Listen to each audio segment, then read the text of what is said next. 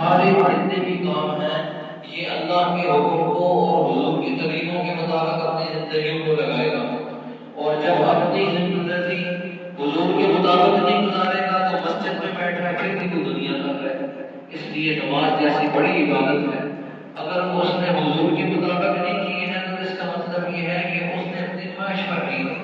اس لیے ایک صحابی نبی اکرم صلی اللہ علیہ وسلم کے پاس نماز پڑھ رہے تھے، نماز پڑھ کے آپ کی مجلس میں آئے، سلام کیا، حضور نے جواب دیا، آپ نے فرمایا صلی فإنک لم تصلی، جب نماز پڑھا تو نے نماز نہیں پڑھی، پھر گیا پھر نماز پڑھی، پھر واپس آیا، حضور نے فرمایا صلی فإنک لم تصلی، جب نماز پڑھا تو نے نماز نہیں پڑھی، تیسری دفعہ نماز پڑھ کے آیا، رسول اللہ صلی اللہ علیہ وسلم نے پھر فرمایا صلی فإنک لم تصلی، جب نماز پڑھا تو نے نماز نہیں پڑھی۔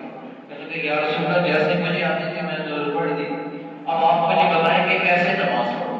اب دیکھیں نماز اس نے پڑھی، حضور فرماتے تو نے نماز ہی نہیں پڑھی، کیوں؟ تو نے اپنی مرضی کے مطابق نماز پڑھی، جیسے میں نے حکم دیا ویسے نہیں پڑھی۔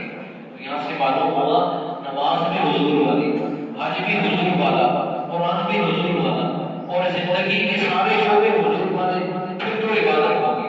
اور اگر حضور سے ہٹ کر کوئی بھی عمل کریں گے تو پھر ہماری خواہش ہوگی، حضور والا عمل نہیں ہوگا۔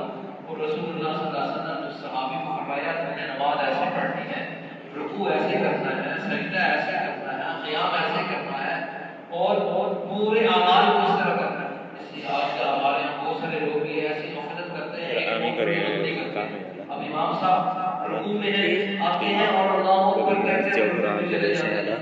اگر ایک آدمی نے 2 دفعہ ایسے رکھا تکبیر تحریمہ یہ فرض ہے، جس نے فرض کو ادا نہیں کیا اس کی نماز